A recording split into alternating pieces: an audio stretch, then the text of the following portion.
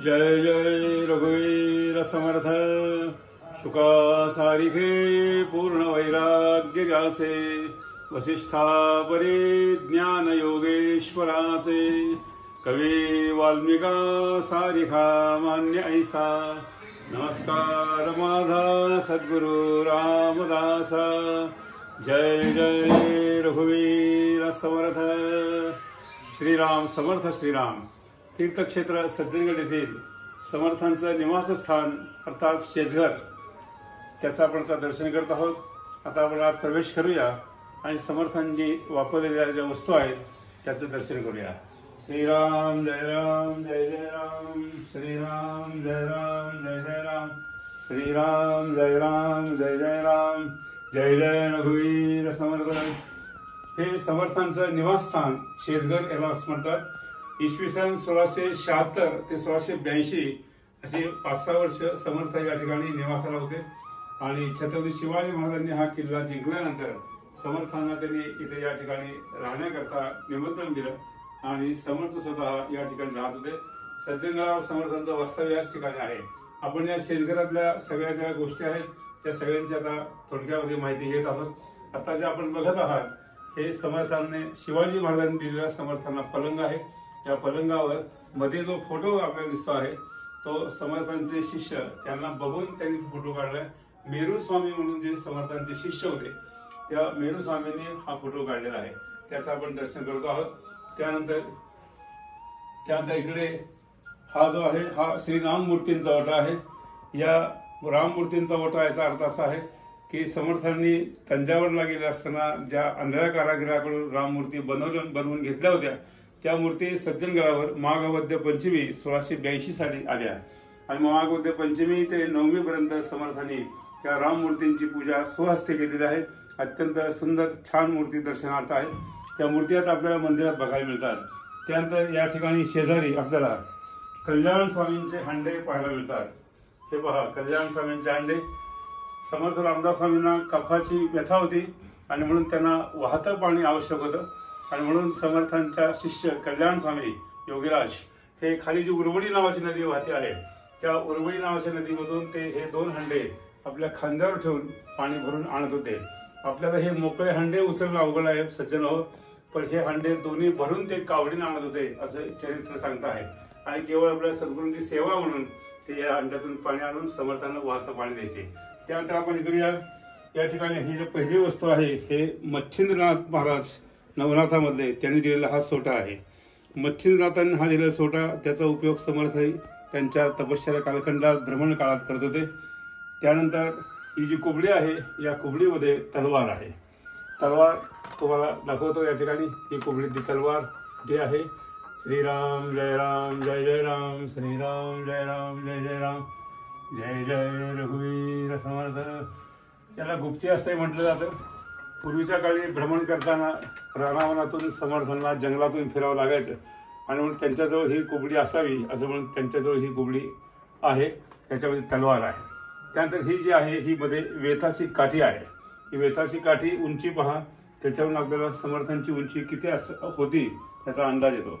त्यानंतर इथे आणखी एक आपल्याला कुबडी दिसते आहे। इथे लिहिलेलं आहे श्री दत्तात्रय भगवान त्यांनी समर्थांना दिलेली ही कुबडी आहे।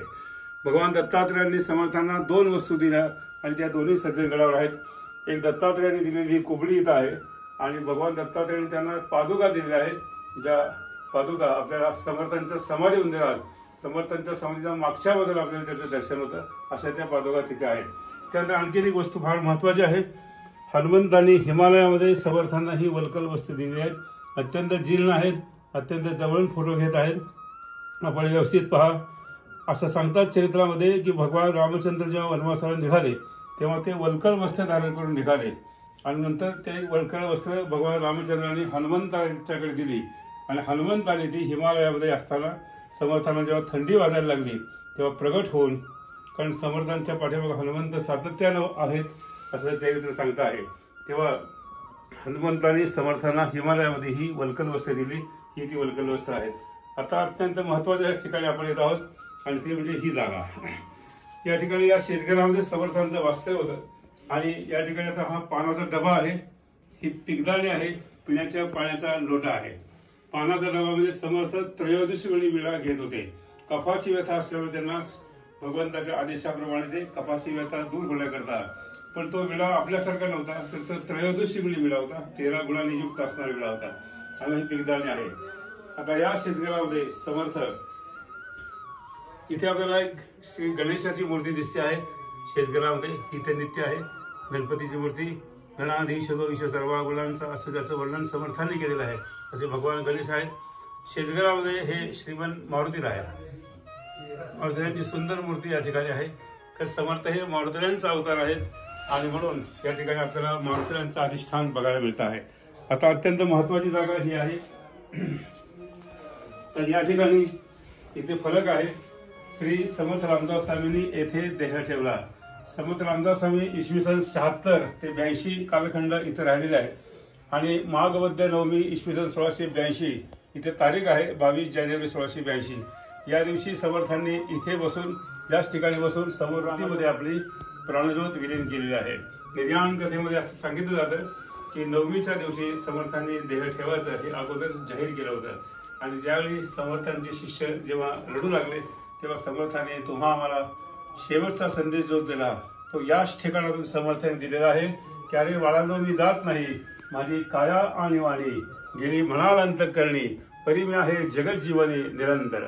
मला जर पाहायचं असेल, मला दर्शन करायचं असेल, मला काही विचारायचं असेल तर मी कुठे आहे हे समर्थांनी इथूनच सांगितलेलं आहे आणि ते म्हणजे आत्माराम दासबोध माझे सर्वस्वत सिद्ध असं तान करावा हो खेद भक्तजनी.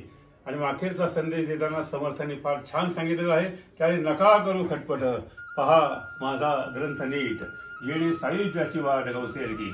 असा अखेरचा संदेश तुम्हा आम्हाला सर्वांना समर्थांनी या जागेतून दिला आणि इथून समर्थांनी आपली प्राणज्योत रामरायांच्या चरणावर हृदय आकाशामध्ये प्रविष्ट केली. अशी शेतकऱ्यातली कथा आहे. त्या शेतकऱ्याचं आपण दर्शन करत आहोत. सर्वांनी या सज्जनगडावर या शेतकऱ्याचं दर्शन करा आणि इथला अंगारा आपल्या मस्तकाला लावा. बस अंगारा लावून झालं आपलं कल्याण होईल. आपल्या सर्वांचं कल्याण हो अशी मी समर्थांच्या चरणी प्रार्थना करतो आणि शेतकऱ्याची ही माहिती देण्याची सेवा मला घडली. खूप छान आनंद वाटला. जय जय रघुवीर समर्थ सद्गुरु समर्थ रामदास स्वामी महाराज की जय. महारुद्र हनुमान की जय. श्रेष्ठ गंगाधर स्वामी महाराज की जय. जय जय रघुवीर समर्थ.